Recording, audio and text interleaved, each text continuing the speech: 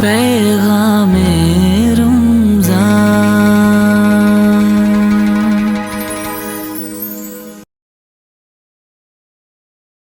أعوذ بالله من الشيطان الرجيم.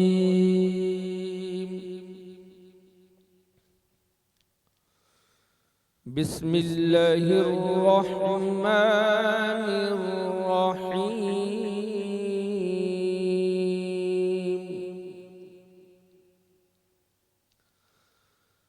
والسماء ذات الرجع والأرض ذات الصدع إنه لقول فصل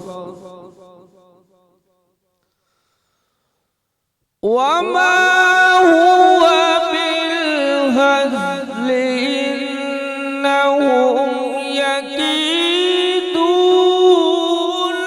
كيدا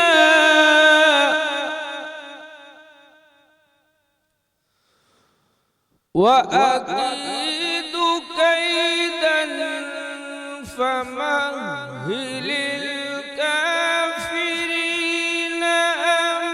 أمهلهم رويدا. صدق الله العلي العظيم. ماشاء اللہ تبارک اللہ. نحمده ونصلي ونسلم على خاتم الانبیاء والمرسلین. اما بعد فاعوذ باللہ من الشیطان الرجیم. بسم اللہ الرحمن الرحیم. سندھ ٹی وی جی 10 روزے جی نشریات اسانجو پروگرام ہے پیغام رمضان. تمام ناظرین و سامعین جی خدمت میں السلام علیکم ورحمۃ اللہ تعالی وبرکاتہ. آؤں جو میزبان ابوالحسن محمد عبدالخالق قادری.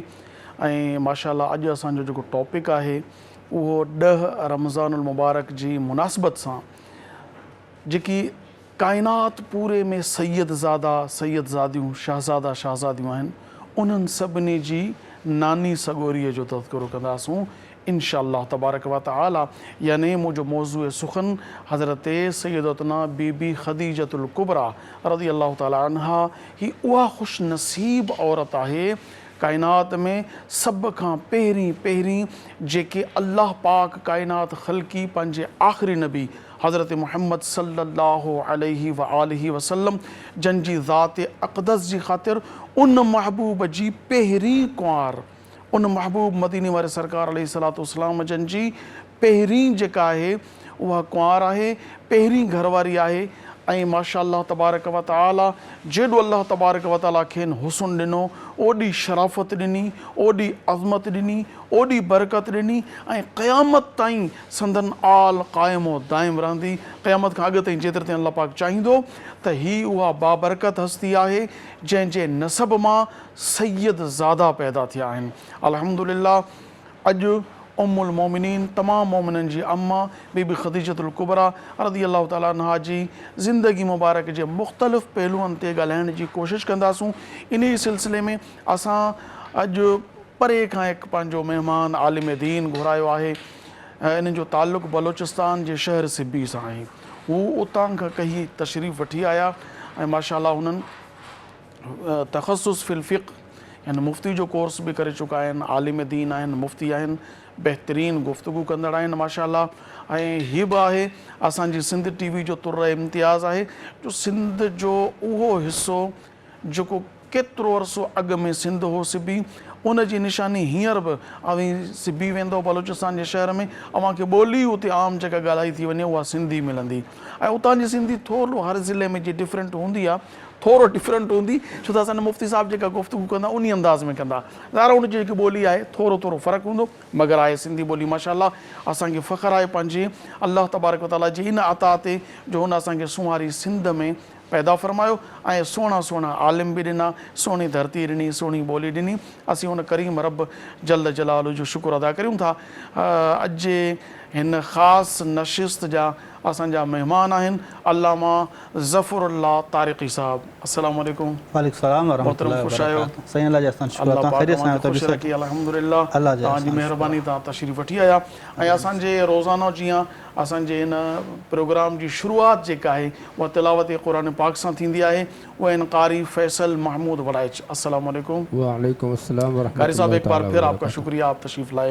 ऐं अॼु असांजे प्रोग्राम में बहितरीन सुरीलो सना ख़ान मौजूदु आहे जेको असांखे नबी करीम अलैहिस्सलातु वस्सलाम जन जी सना ॿुधाईंदो। ऐं असांजी इहा इब्तिदाई जेका आहे उहा नाज़ शरीफ़ सां थींदी आहे। रोहेल रज़ा क़ादरी, अस्सलामु अलैकुम। जनाब ख़ैरियत? अल्हम्दुलिल्लाह। माशाअल्लाह। ऐं नाज़रीन, बिला ताख़ीर असांजे प्रोग्राम जी शुरूआत जॾहिं थी चुकी आहे तिलावत क़ुरान पाक सां, ऐं अॼु ॾाढो अॼु जो मौज़ू बि मूं बयानु करे चुको आहियां। सो अॼु असां नाज़ शरीफ़ ॿुधूं था रोहेल रज़ा क़ादरी साहिब खां। अऊज़ु बिल्लाहि मिनश शैतानिर रजीम, बिस्मिल्लाहिर रहमानिर रहीम। जबी मेरी हो संगे दर तुम्हारा या रसूल अल्लाह, जबी मेरी हो संगे दर तुम्हारा या रसूल अल्लाह, यही है एक जीने का सहारा या रसूल अल्लाह, जबी मेरी हो संगे दर तुम्हारा या रसूल अल्लाह, जबी मेरी हो संगे दर तुम्हारा या रसूल अल्लाह, यही है एक जीने का सहारा या रसूल अल्लाह। और बरोज़े हश्र मेरे इस यकी की लाज रख लेना, बरोज़े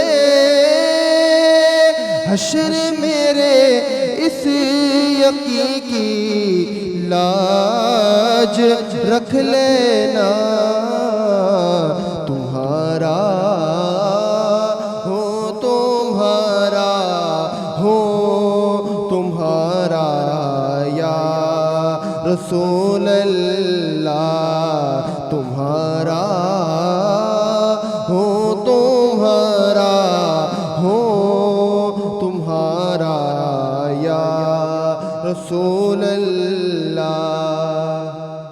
और दिखा दो अपना चेहरा प्यार प्यारा या रसूल अल्लाह, दिखा दो अपना चेहरा प्यार प्यारा या रसूल अल्लाह, खुदारा जीते जी कर लो नजारा या रसूल अल्लाह, खुदारा जीते जी कर लो नजारा या रसूल अल्लाह। और तुम ही हो बेसहारों का सहारा या रसूल अल्लाह, तुम ही हो बेसहारों का सहारा या रसूल अल्लाह, तुम्ही को हर दुख दिल ने पुकारा या रसूल अल्लाह, यही है एक जीने का رسول اللہ. بروز حشر میرے اس یقین کی لاج رکھ لینا، تمہارا ہوں تمہارا ہوں تمہارا یا رسول اللہ صلی اللہ علیہ وسلم. روہل بھائی ماشاءاللہ بہترین انداز میں آپ نے نعت پڑھی. اللہ پاک آپ کو اور مزید برکت عطا فرمائے. ناظرین اچو تو ہینئر اساں پانچے ٹاپک جی طرف ہلوں ऐं اج जे موضوع تے مفتی صاحب सां गुफ़्तगू करियूं ऐं इल्म हासिल करियूं. मुफ्ती साहब सभ खां पहिरीं त उम्मुल मोमिनीन मोमिननि जी अम्मा तमामु काइनात में जेके बि ईमान वारा आहिनि ऐं ईंदा उन्हनि सभिनी जी अम्मा इन खे क़ुरान पाक गवाही ॾिनी आहे. दुनिया में कंहिंजो पुटु केरु आहे कंहिंजो पुटु केरु आहे, को एडॉप्ट थियल आहे, उनखे पीउ मां नाहे ॿुधायो, माउ पीउ खे औलाद न पई थिए, उन खयो उनखे उन पालियो, हू चए थो मुंहिंजी माउ आहे. तमामु मां या काइनात जो हर फ़र्द उहो जंहिंखे पंहिंजी माउ चए थो उहो बयानु सही बि थी सघे थो, ग़लति बि थी सघे थो असांजी माउ न हुजे, मटिजी वियो हुजे, ॿार इस्पतालनि में मटिजी वेंदा आहिनि या कंहिंखां वरितो वियो हुजे, मगर जंहिंजी गवाही क़ुरान पाक ॾे त हीअ तव्हांजी माउ आहे. असांजे चवण वारी गवाही ग़लति थी सघे थी, क़ुरान जी ॻाल्हि ग़लति न थींदी. ज़ालिकल किताबु ला रैब फ़ीह. ही उहा ख़ुशनसीब औरतूं आहिनि 11 हरम अल्लाह पाक जे आख़िरी नबी हज़रत मोहम्मद मुस्तफ़ा जनाब अहमद मुजतबा सल्लल्लाहु अलैहि वसल्लम जूं 11 बीबियूं उहे जंहिंजे लाइ क़ुरान चए थो अन नबिय्यु औला बिल मुमिनीना मिन अनफुसिहिम. नबी मोमिननि जी जाननि खां वधीक उन्हनि जो मालिक आहे. व अज़वाजुहु उम्महातुहुम. ऐं इन नबीअ जूं बीबियूं तमामु ईमान वारनि जूं अमड़ियूं आहिनि, माइरूं आहिनि. असांजे चवण वारी अम्मा में अम्मा थी बि सघे थी, न बि थी सघे थी, मगर जंहिंजे लाइ क़ुरान चए तव्हांजी अम्मा आहे उन में कंहिं बि क़िस्म जी गुंजाइश कान्हे. ही अल्लाह पाक जो नसे क़तई मसाबितात बीबी ख़दीजतुल कुबरा तमामु ईमान वारनि जी अम्मा आहे. सो अॼु तव्हांजी बि अम्मा, मुंहिंजी बि अम्मा, काइनात जे समूरे मोमिननि जी अम्मा, बिलख़ुसूस सैयद ज़ादनि जी अम्मा जो तज़किरो करियूं था. ऐं ईअं खणी चऊं त सैयद ज़ादनि जी नानी सगोरी माशाअल्लाह. सो नाज़रीन तज़किरो तमामु भलो आहे, ॻाल्हाइण में दिलि बि ख़ुशि थिए थी, यकीनन ॿुधण में बि अव्हांखे ॾाढी ख़ुशी थींदी हूंदी, मगर असां टाइम जी पाबंदी आहे. सो हींअर हिकु शॉर्ट कमर्शियल ब्रेक जो वक़्तु थी चुको आहे. नंढड़ी साई था वठूं, इजो था वापसि वरूं. बसि ॾिसंदा रहो सिंध टीवी. पैगामे रमज़ान.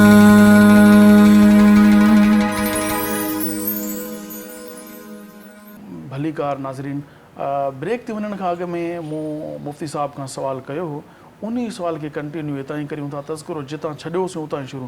जी मुफ्ती साहब तज़किरो करियो पंहिंजो सैयदा बीबी ख़दीजतुल कुबरा जो तारुफ़. अल्हम्दुलिल्लाहि रब्बिल आलमीन वस्सलातु वस्सलामु अला अशरफिल अंबिया वल मुरसलीन. अम्मा बाद फ़ाउज़ु बिल्लाहि मिनश शैतानिर रजीम. बिस्मिल्लाहिर रहमानिर रहीम. से जीअं तव्हां फरमाया जो आक़िद आलम अलैहिस्सलाम जी ज़ौजियत, आक़िद आलम अलैहिस्सलाम जो क़ुर्ब अल्लाह तबारक व तआला जी नेमत उज़्मा है. सभ खां पहिरीं ॻाल्हि है जो अज़वाज मुतहरात आक़िद आलम अलैहिस्सलाम जूं उहे मुक़द्दस हस्तियूं आहिनि जंहिंखे 2 शर्फ़ हासिल थिया आहिनि माशाअल्लाह. पहिरीं ॻाल्हि त हे जो जंहिं बि आक़िद आलम अलैहिस्सलाम जी ईमान जी हालत में ज़ियारत कई आहे, वाह, उन्हनि खे सहाबियत जो शर्फ़ मिलियो. वाह वाह. और सहाबे कराम आलिम रज़वान उहे हस्तियूं जंहिंजे बारे में अल्लाह जो क़ुरान गवाही ॾिए थो, चाहे सहाबियात या सहाबा. अल्लाह फरमाए थो रदी अल्लाहु अन्हुम व रदू अन्हु. माशाअल्लाह. अल्लाह उनसे राज़ी, वो अल्लाह से राज़ी. माशाअल्लाह. हिकु शर्फ़ त इहो थी वियो जो आक़िद आलम अलैहिस्सलाम जी सहाबियत जो शर्फ़ आक़िद आलम अलैहिस्सलाम जी अज़वाज मुतहरात खे मिलियो. उन शर्फ़ खां वधीक शर्फ़ इहो अता फ़रमाया जो अल्लाह तबारक व तआला आक़िद आलम अलैहिस्सलाम जी ज़ौजियत जी सआदत अल्लाह तबारक व तआला तरफ़ खां इहा सआदत जो मिली, हे सआदत मथां सआदत थी वई. वाह वाह. आक़िद आलम अलैहिस्सलाम जो क़ुर्ब, हुज़ूर सैयद अंबिया सल्लल्लाहु अलैहि वसल्लम जी अहवाल जी वाक़फ़ियत जंहिं क़दर अज़वाज मुतहरात खे अल्लाह तबारक व तआला अता फ़रमाई आहे, शायदि ॿिए कंहिंखे न हुजे. सभ खां वधीक क़ुर्ब मिलियो आहे. ज़्यादा अहवाल आक़िद आलम अलैहिस्सलाम जी हयात तय्यबा जा जेका ज़्यादा वाज़े पहलू सहाबियात के और अज़वाज मुतहरात बयानु फ़रमाया आहिनि, शायदि ॿियो को न बयानु करे सघंदो. فضائل اللہ تبارک و تعالیٰ پہری ب فضیلتاں یہ جو اللہ تبارک و تعالیٰ ایک صحابیت اور صحابیت کھن بعد آقا دو عالم علیہ السلام جی زوجیت جو شرف عطا فرمائے ہوا ان کے بعد احادیث مبارکہ میں آقا دو عالم علیہ السلام ازواج مطہرات میں بی بی خدیجۃ الکبریٰ رضی اللہ تعالیٰ عنہا کے بارے میں واضح فرمایو جو اللہ تبارک و تعالیٰ کائنات پوری کائنات میں حضرت بی بی خدیجۃ الکبریٰ رضی اللہ تعالیٰ عنہا اور حضرت مریم بنت عمران کے پوری کائنات جے جیتریوں بھی لیڈیز آئیں انہوں جو اللہ تبارک و تعالیٰ سردار بنایا ہے ماشاءاللہ ماشاءاللہ. ہانے صحابیات تابعیات تبع تابعیات یہ الگ رتبہ ہیں لیکن جترا بھی اللہ تبارک و تعالیٰ ہن دنیا میں مقام عطا فرمایا ان تمام جے متھاں جو مقام ہے حضرت بی بی مریم بنت عمران کے اور ان کا بعد حضرت بی بی خدیجۃ الکبریٰ رضی اللہ تعالیٰ عنہا کے عطا فرمائے ہوا. ان کا علاوہ ایک بیو شرف بھی تھا ہے نا پنجو خدیجۃ الکبریٰ رضی اللہ عنہا کے تا سب کا پیریں جن نبی کریم علیہ السلام کی ذات اقدس اسلام جی دعوت پیش کندا تو سب کھاں اگ میں جن اسلام قبول کیا وہ بی بی خدیجۃ الکبریٰ جی ذات ہے. چھو تا جو کہ وہی نازل تھی پیریں تو جو پیریوں تذکرو جو کو پیریوں تذکرو کہوا نبی کریم علیہ السلام بی بی خدیجۃ الکبریٰ سان کہوا تا ہوں تا چاہیے ویندو تا واقعی آہے بھی صحیح تا سب کھاں پیریں اسلام قبول کہوا حضرت ابوبکر صدیق ایک روایت میں آتا حضرت مولا علی بی روایت میں آتا زید بن حارثہ پر حقیقت یہ ہے تا جڑے نبی کریم علیہ السلام تی وہی نازل تھی تا پیروں تذکرو انہن پانچی بی بی پانچی گھرواری بی بی خدیجۃ الکبریٰ رضی اللہ تعالیٰ عنہا سا کنتا تو پیریں ایمان وارن تھی پیوں اندازو لگایو جڑے کو کائنات میں کو ہک فرد بھی اڑو نہ ہے جو کو نبی کریم علیہ السلام جن تے ایمان آنے ان محل بغیر کنچے بے کن یار ہن بھی یہ کم کہوا ہن بھی کہوا تو ماں بھی کہا نہ بغیر سوچے سمجھے اللہ جے آخری نبی حضرت محمد صلی اللہ علیہ وسلم تے یہ سمجھو اکھیوں موٹے کرے اعتماد کرے پیروں ایمان آتو تو بی بی خدیجۃ الکبریٰ وڈی میں وڈو شرف ایو بغایا زوجیت جو صحابیت جو پر پہری اسلام قبول کرنے جو شرف بھی بی بی خدیجۃ الکبریٰ رضی اللہ تعالیٰ عنہ کی. انہاں کھاں پو بیو شرف بی بی خدیجۃ الکبریٰ رضی اللہ تعالیٰ عنہ جن کی ذات اقدس کی تو نبی کریم علیہ السلام جن عام طور تے ہکڑی شے چئی ویندی آتے یار اساں جو چھوکرو شادی کران مال عورتوں ऐं मर्द ॾिसंदा आहिनि त मुंहिंजे छोकिरे जे लाइ जेका कुंवार आहे बिल्कुलु ही अॼु जे दौर जो वॾे में वॾो मसइलो आहे. नियाणियुनि की उमिरि जेकॾहिं वधी वई त शादी नथी थिए पई त ही उहो शरफ़ आहे उहो इन खां वधीक मूं वटि का दलील न आहे काइनात में कंहिं वटि का दलील न हूंदी. जेकॾहिं कोई चए त घोट उमिरि जो नंढो कुंवार उमिरि जी वॾी आहे शादी थियणु सही न आहे कामयाबु न थींदी मां चवां थो सॼी काइनात जा कामयाब तरीन जोड़ा कढो सॼी काइनात जा कामयाब तरीन जोड़ा कढो हज़रत मुहम्मद सल्लल्लाहु अलैहि वसल्लम बीबी ख़दीजा जहिड़ो कामयाब जोड़ो तव्हां मिसाल न आणे सघंदो. बिल्कुलु हक़ीक़त इहा शादी जेका कामयाब थी आहे क़यामत क़ाइमु थियण खां अॻु ताईं जेके इंसान हूंदा उन्हनि में सैयद ज़ादा हूंदा. आख़िरी 40 साल त खणी इस्लाम न हूंदो आख़िरी 40 साल त कुफ़र कुफ़र हूंदो उन खां अॻु ताईं जेकी काइनात हूंदी उन में नस्ल इन शादीअ जी मौजूद हूंदी. इन खां वधीक मूं वटि को दलील न आहे. काइनात मुंहिंजो चैलेंज आहे काइनात में जे मुक़ाबले में को बि दलील न आहे त कामयाब तरीन शादी अल्लाह पाक जे आख़िरी नबी हज़रत मुहम्मद सल्लल्लाहु अलैहि वसल्लम जी ऐं कहिड़ी उमिरि में थी आहे 25 सालनि में ऐं बीबी ख़दीजतुल कुबरा जी उमिरि केतिरी हुई 40 साल. इहो तासुर ग़लति आहे त औरत वॾी हुजे घोट नंढो हुजे त शादी कामयाब न थींदी. मां चवां थो शादी कामयाब छा थींदी चैलेंज आहिनि जहिड़ी कामयाब शादी बि का ॾेखारियो त उमिरि सां को फ़र्क़ु न आहे. चूंड आहे न हिकिड़ी चूंड आहे. तव्हां लिबास बाज़ार में वञो पंहिंजे लाइ शूज़ ॾिसो कपिड़ो ॾिसो का बि शइ ॾिसो तव्हां चूंडींदो सभ खां सुठे में सुठी शइ कहिड़ी उहा तव्हां खणंदो. इहा इंसानी फितरत आहे. अल्लाह तबारक व तआला पूरी काइनात में सभ खां चूंड कंहिंजी कई मुस्तफ़ा जी माना चूंडियल سبحان اللہ सभिनी इंसाननि मां चूंडियो कंहिंखे हज़रत मोहम्मद सल्लल्लाहु अलैहि वसल्लम खे काइनात ख़ल्क़ी लौला कलमा ख़लक़तुल अफ़लाक ऐं महबूब काइनात खे पैदा न करिया जेकॾहिं तव्हांखे तव्हां न हुजे पैदा न करिया हा हाणे उनखे ख़ल्क़ी पंहिंजी महबूबियत जे रिश्ते जे लाइ सुभान अल्लाह ऐं उनजी महबूबा जे लाइ जेकॾहिं पहिरीं इंतिख़ाब थियो बीबी ख़दीजतुल कुबरा जो थियो बेशक बेशक इन खां वधीक त कोई दलील काइनात में न आहे एॾी अज़मतुनि वारी औरत बेवा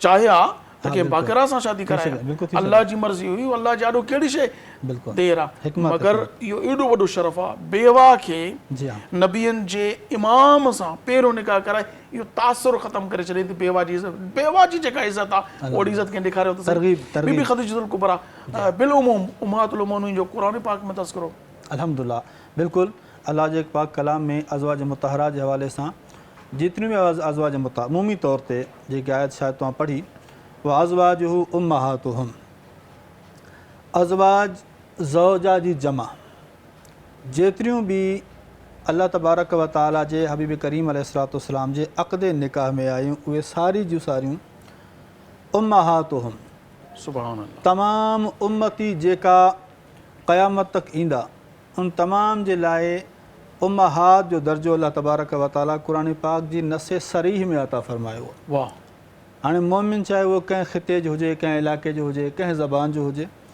लेकिन छा आहे उनखे चवणो पवंदो जो अज़वाज मुतहरात जेकियूं बि आहिनि उहे असांजियूं मैरियूं आहिनि वाह वाह उम्महातुल मोमिनीन इन त नुक़्तो ॿियो ईंदो आहे आक़ाइद आलम अलैहिस्सलाम जी अज़वाज मुतहरात जमी मोमिनीन जूं वालदा उम्मुल मोमिनीन और आक़ाइद आलम अलैहिस्सलाम खे असां पंहिंजो नबी मञूं था लेकिन उलमा इहो लिखनि था जो आक़ाइद आलम अलैहिस्सलाम तमामु उम्मत जा रूहानी पीउ आहिनि वाह क़ुरान जी वज़ाहत सां अज़वाज मुतहरात उम्महातुल मोमिनीन और उलमा जी तहक़ीक़ सां आक़ाइद आलम अलैहिस्सलाम जमी उम्मत जा रूहानी पीउ आहिनि जॾहिं त हूअ क़ुरान पाक में अल्लाह इरशाद फरमायो त मा कान मुहम्मदन अबा आदिम मिन रिजालिकुम हे रिश्ता ज़ाहिर करण जे लाइ कोई इहो दावो न करे जी नबी अलैहिस्सलाम मुंहिंजा पीउ हुया कंहिं बि मर्द जा कंहिं बि जवान जा बिल्कुलु हज़रत मोहम्मद सल्लल्लाहु अलैहि वसल्लम पीउ न आहिनि न करे दावो न करे और तव्हां पाण ॾिसो हदीस में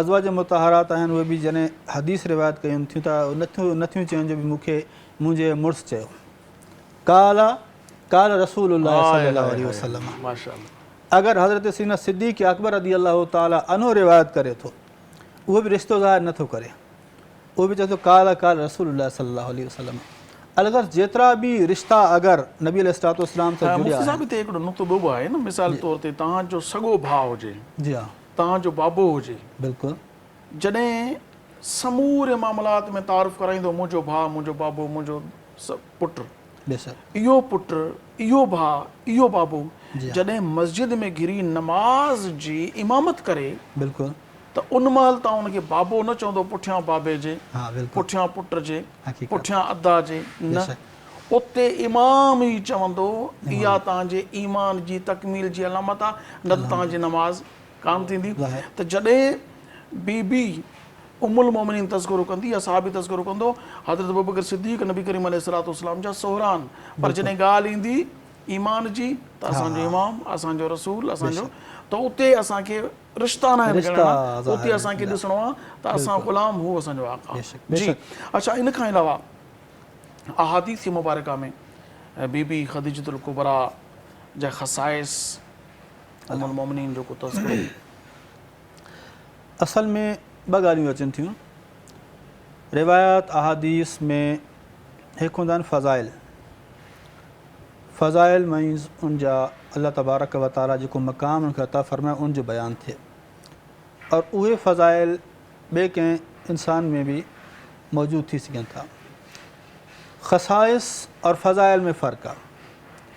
ख़साइस मतिलबु उहे सिर्फ़ु उन ज़ात सां ख़ासि हुजे, ख़ुसूसियत सां उन में हुजनि, ॿी ज़ात में मौजूदु न हुजे।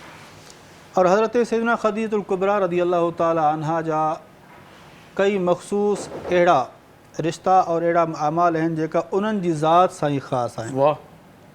सभ खां पहिरीं ॻाल्हि जो तव्हां बि ज़िक्र कयो जो आक़ाइद आलम अलैहिस्सलाम जी ज़ात ते सभ खां पहिरियों कलमो पढ़ण वारी हस्ती हज़रत सैयदना ख़दीजतुल कुबरा रज़ी अल्लाह ताला अन्हा जी ज़ात आहे। उन खां बाद आका दो आलम अलैहिस्सलाम जी ज़ौजियत में सभ खां पहिरां अचण वारी बीबी साहिबा हज़रत सैयदना ख़दीजतुल कुबरा रज़ी अल्लाह ताला अन्हा जी ज़ात। टीं ख़ासियत इहा जो आका दो आलम अलैहिस्सलाम जी 7 औलादां किताब ने ज़िक्र कई गयूं। उन्हनि 7 में हिकु हज़रत इब्राहीम अलैहिस्सलाम, त उहे जेको आहिनि बीबी मारियामा हज़रत बीबी मारिया किब्तिया रज़ी अल्लाह ताला खां, जेके नबी करीम सल्लल्लाहु अलैहि वसल्लम घर वारी जी आहे। हा, ऐं बाक़ी जेके 6 आहिनि, 4 नियाणियूं, 4 नियाणियूं ऐं 2 पुट। 2 पुट, 3 पुट अब्दुल्ला ऐं कासिम जी हा, इब्राहिम, बीबी मारियामा, मारियामा, बाक़ी बीबी उम्म कलसूम, जी हा, बीबी ज़ैनब, बेशक, बीबी रुक़ैया ऐं बीबी फ़ातिमा। फ़ातिमा। 4 नियाणियूं बीबी ख़दीजतुल कुबरा जी जे हा, पेट मुबारक मां। नाज़रीन, तव्हां ॿुधो त असांजे उम्मुल मोमिनीन बीबी ख़दीजतुल कुबरा रज़ी अल्लाह ताला अन्हा जन खां नबी करीम अलैहिस्सलातु वस्सलाम खे जेका औलाद थी उहे 6 थियूं। उन्हनि मां 4 नियाणियूं ऐं 2 पुट। हिकिड़ो पुटु जेको इब्राहिम हो बीबी मारियामा हो, उहा नबी करीम अलैहिस्सलाम जी ॿी घरवारी आहे। बाक़ी समूरी औलाद बीबी ख़दीजा मां आहे। सो हींअर वक़्तु थियो आहे हिकिड़े शॉर्ट कमर्शियल ब्रेक जो। इजो त वापसि वरूं, बसि थोरी साई आहे। तव्हांजी बि सेहरी जा लम्हात हूंदा, तव्हां बि सेहरी जी इहे के खाई रहिया हूंदा, के खाई चुका हूंदा, के चांहि पी रहिया हूंदा, कंहिं वटि वक़्तु पूरो थी चुको हूंदो। सो असां बि थोरो ब्रेक, ज़ाहिर आहे चांहि जी ज़रूरत सभु खे हूंदी आहे। सो हर कंहिंजो पंहिंजो वक़्तु आहे, उन हिसाब सां बसि जल्दी मोटूं था पिया थोरी विथी। पैगामे रमज़ान।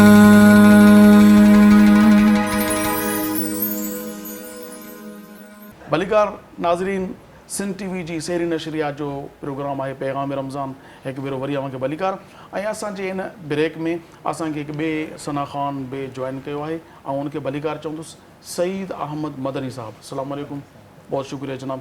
नाज़रीन, असांजो टॉपिक जेको हली रहियो हो मुफ़्ती साहब सां, उन ये मुतलिक़ सवाल जवाब कंदासूं। मुफ़्ती साहब, पंहिंजो जॾहिं बीबी ख़दीजतुल कुबरा रज़ी अल्लाह ताला अन्हा जो अल्लाह पाक जे आख़िरी नबी हज़रत मुहम्मद सल्लल्लाहु अलैहि वसल्लम सां निकाह थियो, उन महिल हक़ महर राइज हो या न हो, ऐं बीबी सां जो हक़ महर छा मुक़ररु थियो? आका दो आलम अलैहिस्सलाम जी जंहिं टाइम बीबी ख़दीजतुल कुबरा रज़ी अल्लाह ताला सां निकाह थियो, उन टाइम बि हक़ महर राइज हुयो। एता दराहिम दीनार जे हिसाब सां, अगरि मानवी हिसाब सां तव्हां पोइ ते अचो, हज़रत आदम अलैहिस्सलाम जे ज़माने खां बि हक़ महर जो रिवाज हुयो। रिवायत में आका दो आलम अलैहिस्सलाम ते दुरूद पाक पढ़णु हज़रत आदम अलैहिस्सलाम जे लाइ हक़ महर मुक़ररु कयो वियो। त इहो त हुयो, लेकिन बेतबार दराहिम दीनार जे बि आका अलैहिस्सलाम जे ज़माने में जंहिं टाइम पहिरियों निकाह हज़रत बीबी ख़दीजतुल कुबरा रज़ी अल्लाह ताला अन्हा सां थियो, उन टाइम बि बिल्कुलु हक़ महर राइज हुयो। और बीबी साहिबा जो जेको हक़ महर मुक़ररु थियो उहो 400 दरहम मुक़ररु थियो। 400 दरहम जे हक़ महर जे बदिले एवज़ में अल्लाह तबारक व तआला जे हबीब करीम सल्लल्लाहु अलैहि वसल्लम जो हज़रत बीबी ख़दीजतुल कुबरा रज़ी अल्लाह ताला अन्हा सां निकाह थियो। और इहो हक़ महर अल्हम्दुलिल्लाह किताबुनि में मज़कूर बि आहे। अल्हम्दुलिल्लाह। बीबी ख़दीजतुल कुबरा रज़ी अल्लाह ताला अन्हा जन नबी करीम अलैहिस्सलातु वस्सलाम जन जी कहिड़ी ॻाल्हि खां मुतासिर थियूं ऐं कीअं आमतौर ते ईजाब ऐं क़बूल, निकाह जो असुल जेको आहे उहो बुनियाद जेका ईजाब ऐं क़बूल आहे, त छा नबी करीम अलैहिस्सलातु वस्सलाम जॾहिं ईजाब कयो या बीबी ख़दीजा कयो, इहो निकाह जी ये सूरत कीअं पैदा थी, जॾहिं त हू वॾी हिकु मालदार मके जी उहा औरत जंहिंजे हुस्न जो चर्चो ऐं उनजी शराफ़त जो चर्चो ऐं उनजी इज़त अज़मत जो चर्चो पूरे हिन इलाइक़े में मशहूरु हो, त जेका इज़त, जेका शरफ़, जेको मान मर्तबो जेॾो अल्लाह पाक हुस्न ॾिनो आहे ओॾो शान ॾिनो आहे, जंहिंजी पाक दामनी पूरे इलाइक़े में मशहूरु हुजे, अहिड़ी औरत जो निकाह नबी करीम अलैहिस्सलातु वस्सलाम सां ऐं मालदार, जॾहिं त नबी करीम अलैहिस्सलातु वस्सलाम जंहिंजो वालिदा ऐं वालिद साहब बि हिन दुनिया मां लाॾाणो करे चुका आहिनि, ॾाढो बि लाॾाणो करे चुको आहे। हिकिड़ो गुरबत जो आलम आहे बज़ाहिर तौरु, हूअ मालिक काइनात आहिनि, ज़ाहिरी तौर ते नबी करीम अलैहिस्सलातु वस्सलाम गुरबत खे पसंदि फरमायो आहे। त इहो निकाह कीअं थियो, छा सिलसिलो थियो? बिल्कुलु ईअं जो नबी अलैहिस्सलातु वस्सलाम जे बारे में जीअं शुरू खां ऐलान नबूवत खां पहिरियों बि आका दो आलम अलैहिस्सलातु वस्सलाम खे सादिक़ ऐं अमीन जे नाले सां सॾियो वेंदो हुयो। और बीबी ख़दीजतुल कुबरा रज़ी अल्लाह ताला अन्हा जो तिजारत जो सिस्टम हुयो, तिजारत कंदा हुआ।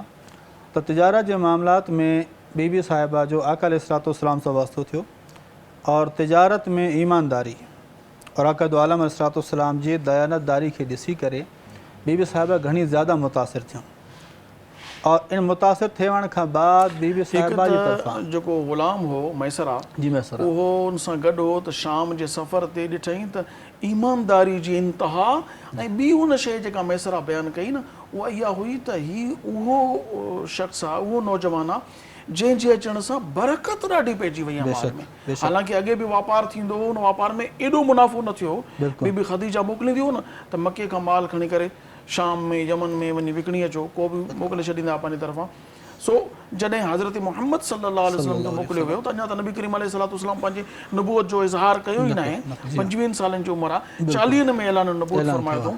हाणे इते उन्हनि जे इन वापार जे सफ़र तां जॾहिं मोटिया त मैसरा सॼो ॿुधायो त एॾो दयानतदार, एॾो सचो, ऐं कुझु निशानियूं अहिड़ियूं बि ॾिठियूं जंहिंमां उहो हैरान थी वियो त आम माण्हू में न आहिनि एॾी बरकत, एॾो त पोइ उन्हनि जेको आहे मुतासिर थियूं त वाक़ई अलाए केतिरनि अमीरनि, केतिरनि सरदारनि, रईसनि रिश्ते जी ईजाब कयो मगर बीबी ख़दीजतुल कुबरा क़बूल न कयो। मगर हिते कीअं थियो ईजाब? नबी करीम अलैहिस्सलाम कयो या बीबी साहिब तरफ़ां आयो? बीबी साहिब पंहिंजी लौंडी खे मोकिलियो पैगाम, मतलब सिंधी में असां खे बानी चयो, बिल्कुलु उर्दू में इहो लफ़्ज़ इस्तेमालु थींदो आहे, बानी खे मोकिलियो त वञी करे हज़रत मोहम्मद सल्लल्लाहु अलैहि वसल्लम खे चओ त छा तूं मूंसां निकाह कंदे? अल्लाहु अकबर, जंहिंसां पूरो इलाइक़ो चाहे त असां निकाह कयूं, उहा चाहे त मूंसां निकाह तव्हां कयो।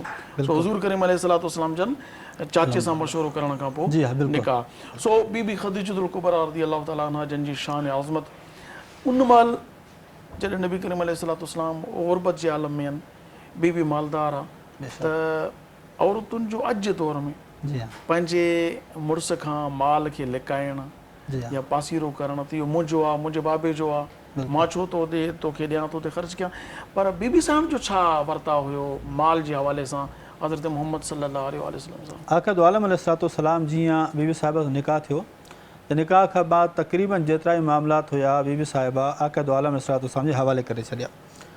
इन खां मसइलो इहो थियो आका दो आलम अलैहिस्सलाम जी ज़ाहिर अल्लाह जे नबी बि हुया त दुनिया जी रग़बत घटि हुई। एतिरो कुझु थियण जे बावजूद बि आका दो आलम अलैहिस्सलाम दुनिया खे तरजीह न ॾिनी। जे रिवायत में अचे थो आका अलैहिस्सलाम पोइ अल्लाह ताला जी इबादत जे लाइ ग़ार हिरा में वेंदा हुया और काफ़ी ॾींहं आका अलैहिस्सलाम ग़ार हिरा में रहंदा हुया। अगरि अचणु थींदो हुयो त चंद ॾींहंनि खां बाद ज़ादे राह खणण लाइ ईंदा हुया दुबारा वापसि ग़ार हिरा में। और ॿियो बीबी साहिबा जी एतिरो मालदार, एॾी शान जे बावजूद, एॾे नाम जे बावजूद बि बीबी साहिबा जी आका दो आलम अलैहिस्सलाम सां वफ़ादारी जो अंदाज़ो करो जो कंहिं टाइम बीबी साहिबा पाण ज़ादे राह खणी सामान खाइण पीअण जो मानी आहे या ॿी ज़रूरत आहे खणी करे ग़ार हिरा ते वञी आका अलैहिस्सलाम जी बारगाह में पुॼाई ईंदी हुई। और ग़ार हिरा तो अंदाज़ो हणो जो ॾिसनि था 2500 फीट जी बुलंदी आहे। वाह। और हिन टाइम चङा ख़ासा जवान बि जॾहिं वञनि था त उहे हालांकि रास्तो बणी ज़ालूं जेकॾहिं वफ़ा करणु सिखनि न बीबी ख़दीजा खां सिखनि त एॾी लंबाई ते क़ुर्बान ऊचाई ते पहाड़ जी चोटी ते वञी करे पहुचाइण, ख़िदमत करणु। 40 साल जी उमिरि खां बाद जेके वॾी ॻाल्हि आहे। सुभान अल्लाह। उमिरि जॾहिं निकाह थियो उन महिल 40 साल हुई ऐं नबूअत नबी करीम अलैहिस्सलाम जी ऐलान कयो 40 त बीबी ख़दीजतुल कुबरा जी उमिरि उन महिल साईं जी 25 15 विझोसि त 55 साल। 55 साल। हाणे 55 सालनि जी उमिरि जूं जॾहिं नबी करीम अलैहिस्सलाम नबूअत जो ऐलान फरमायो त उन वक़्त बि नबी करीम अलैहिस्सलाम सां हर ॾुख में, ग़म में, छो त शुरू में मके जा कुरैश जेके आहे नबी करीम अलैहिस्सलाम जॾहिं नबूअत जो ऐलान कयो, हक़ बयानु कयो त सभु जान जा दुश्मन थी विया। इहा औरत हुई जेका बीठी रही ऐं उनजे पाए सबात खे कॾहिं बि लग़्ज़िश न आई, कॾहिं बि हटी न, पोइते न थी ऐं हर मामले में नबी करीम अलैहिस्सलाम जो हौसलो वधाई। अॼु जी औरतुनि जे लाइ बि ख़दीजतुल कुबरा जी ज़िंदगी में बहितरीन अमली नमूनो आहे त मुड़ुस जी कीअं हौसला अफ़ज़ाई कबी आहे, कीअं पंहिंजे वर खे, पंहिंजे मुड़ुस खे अॻिते वधण जे लाइ हौसलो ॾिबो आहे, मदद कबी आहे। सो अहादीस मुबारका में बीबी ख़दीजा जे लाइ का बिशारत बिल्कुलु आहे। आका दो आलम अलैहिस्सलाम जी बारगाह में हज़रत सैयदना जिब्राइल अमीन अलैहिस्सलाम तशरीफ़ आंदा। हालांकि अल्लाह तबारक व तआला जेकी ज़िम्मेदारी ॾिनी आहे हज़रत जिब्राइल अमीन अलैहिस्सलाम खे, उन्हनि जो कमु अल्लाह ताला जी बारगाह खां वही आणणु। जेतिरा अंबिया कराम आया اللہ ताला वही जे लाइ हज़रत सैयदना जिब्राइल अमीन अलैहिस्सलाम खे ख़ासि फरमायो तव्हां वही आनो, लेकिन कुझु मामलात अहिड़ा हूंदा जंहिंजे लाइ ख़ुसूसियत सां अल्लाह तबारक व ताला जिब्राइल अमीन खे मोकिलंदो हुयो, जो हे तव्हां वञी ॿुधायो। त बीबी ख़दीजतुल कुबरा रदी अल्लाह ताला अन्हा जे लाइ जेकी बिशारत आई उन जे लाइ जिब्राइल अमीन पाण हाज़िर थिया और आक़ा दो आलम अलैहिस्सलाम खे ॿुधायनि या रसूल अल्लाह सल्लल्लाहु अलैहि वसल्लम अल्लाह तबारक व ताला तव्हांजी ज़ौजा मोहतरमा हज़रत सैयदना ख़दीजतुल कुबरा रदी अल्लाह ताला अन्हा जे लाइ जन्नत में मोतियुनि जो महल बणायो। माशाअल्लाह माशाअल्लाह। मक़ाम सभिनि खे मिलनि था, लेकिन हे ख़ुसूसियत आहे जो तव्हांजी इन ज़ौजा जे लाइ अल्लाह ताला मोतियुनि जो महल जन्नत में बणायो आहे। माशाअल्लाह ज़बरदस्त। और इहो आक़ा दो आलम सल्लल्लाहु खे बशारत बीबी साहिब जे हयात तय्यबा में मिली वई, जो अल्लाह तबारक व ताला जन्नत में केॾो वॾो मक़ाम अता फरमायो। इहा हदीस बीबी साहिबा जी फज़ीलत जी वाज़े निशानी वज़ाहत करे थी। मुफ़्ती साहब ॾिसो त अल्हम्दुलिल्लाह उहा औरत जंहिंखे अल्लाह तबारक व ताला जा महबूब अलैहिस्सलाम जन्नत जी तमामु औरतुनि जी सरदार करार ॾियनि, बेशक बेशक उन जी तरबियत कीअं कई? बीबी फ़ातिमा ज़हरा जो तरफ़ मुंहिंजो इशारो आहे। जी बिल्कुलु। सैयदा काइनात मख़तूमा काइनात तमामु सैयदज़ादनि जी अम्मा सैयदा साइण बीबी बीबी फ़ातिमा ज़हरा तय्यबा ताहिरा ज़ाहिदा बतूल रज़ी अल्लाह ताला अन्हा जिन जी ज़ात अक़दस जी तरबियत जो जेको शरफ़ आहे उहो बीबी ख़दीजतुल कुबरा खे आहे। बेशक दुनिया जूं जेके बि औरतूं आहिनि उहे सिखनि बीबी ख़दीजतुल कुबरा जी ज़िंदगी मुबारक सवाने खे पढ़नि त हुन पंहिंजी नियाणी जी तरबियत कीअं कई आहे, जंहिंजो ईअं सम्झो त ॻाल्हाईंदड़ सबूत आहे, ॻाल्हाईंदड़ सबूत आहे बीबी फ़ातिमा ज़हरा, जंहिंजी नियाणी पूरी काइनात जे लाइ हिकिड़ो वॾे में वॾो। अॼु जी औरत जेकॾहिं पाण खे सभ खां सुठो थियणु चाहींदी, चवंदी मुंहिंजा रब मूंखे बीबी फ़ातिमा ज़हरा जहिड़ो अल्हम्दुलिल्लाह। उहा औरत उहा बीबी फ़ातिमा इन जी तरबियत करण जो शरफ़ बीबी ख़दीजतुल कुबरा खे मिलियो आहे। सो नाज़रीन अॼु असांजे प्रोग्राम जो वक़्तु जेको आहे पुॼाणी खे पहुचे थो पियो। सो तमामु बहितरीनु गुफ़्तगू थी। असांजे कारी फैसल महमूद साहब वड़ाई साहब बेहतरीन आपने तिलावत की, ऐं मुफ्ती साहब ज़फ़रुल्लाह साहब तारिकी साहब तव्हां माशाअल्लाह सिब्बी खां एॾो पंधु करे कराची पहुता आहियो, असांजे स्टूडियो में तशरीफ़ वठी आयो, तव्हांजी महिरबानी। और जनाब आप रोहेल रज़ा कादरी साहब आपका भी शुक्रिया कि आपने नाज़ शरीफ़ सुनाई हमें। त पोइ हाणे मां तव्हां खां सईद अहमद मदनी साहब खां असां नात बि ॿुधंदासूं। नाज़रीन मां अव्हां खां इजाज़त घुरंदुसि त पंहिंजी मेज़बान अबुल हसन मोहम्मद अब्दुल ख़ालिक़ कादरी खे इन लफ़्ज़नि ते इजाज़त ॾींदा त इंशाअल्लाह तबारक व ताला सुभाणे अल्लाह पाक चाहियो त 11 रोज़े जी सहरी में बि ज़रूरु मुलाक़ात थींदी। ऐं आख़िर में हिकिड़ी गुज़ारिश हर रोज़ जीअं अॼु बि कंदुसि, असांजो प्रोग्राम अव्हांखे कीअं लॻो? अॼु जेको असांजो टॉपिक हो उन में जेका गुफ़्तगू थी, उन जे ॿिए के नातूं थियूं, तिलावत जेको बि तव्हां ॿुधो ॾिठो, अव्हांखे कीअं लॻो? इन जो फीडबैक घुरिजे थो। तव्हां जेको फीडबैक असांखे ॾींदो उहो फीडबैक आहे असांजी यूट्यूब चैनल आहे सिंध TV HD इस्लामिक, इन ते तव्हां वञो, सब्सक्राइब कयो, लाइक करियो ऐं पंहिंजा कमेंट्स लिखो। असांजो प्रोग्राम अव्हांखे कीअं लॻो? तव्हांजा कमेंट्स असांजो हौसला अफ़ज़ाई जो सबबु बणिबा। सो आउं इजाज़त थो चाहियां पियो। वेंदे वेंदे असांजा सईद अहमद मदनी साहब नात पढ़ंदा, मां अव्हांखे इजाज़त थो घुरां। अस्सलामु अलैकुम वरहमतुल्लाह।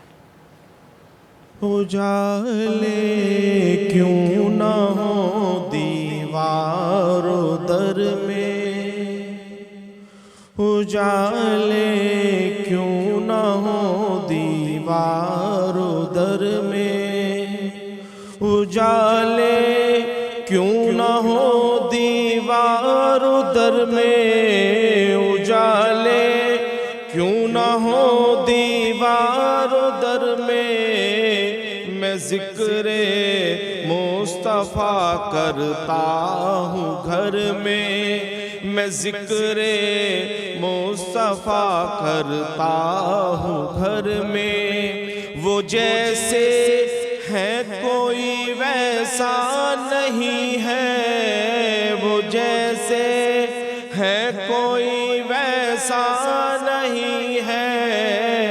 यही लिखा है तारीख़े बशर में, यही लिखा है तारीख़े बशर में। उजाले क्यों न हो दीवारों दर में, چلا ہوں سوئے دربار رسالت، چلا ہوں سوئے دربار رسالت، ہے میرے ساتھ ایک خوشبو سفر میں، ہے میرے ساتھ ایک خوشبو سفر میں، اجالے کیوں نہ ہو دیوار در میں، میں ذکر مصطفیٰ کرتا ہوں گھر میں، یہاں بے مانگے ملتا ہے گدا کو، یہاں بے مانگے ملتا ہے گدا کو، نہیں کوئی بھی در ایسا نظر میں، نہیں کوئی بھی در ایسا نظر میں، اجالے کیوں نہ ہو دیوار و در میں، میں ذکر مصطفیٰ کرتا ہوں گھر میں، انہی کے نور سے تاباں ہے سورج، انہی کے نور سے تاباں ہے سورج، انہی کی بھیک کش کو لے کمر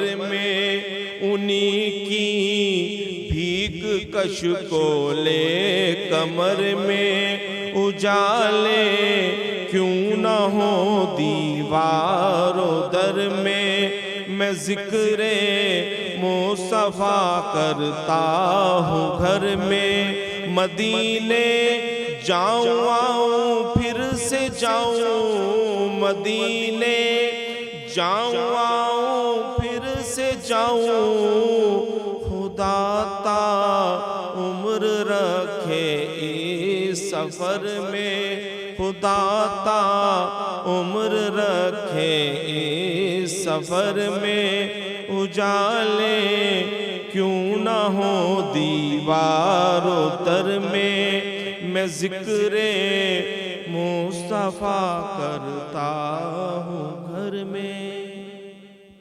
اللہ جی نعمتوں جو انعام رمضان، سلام رمضان سلام رمضان،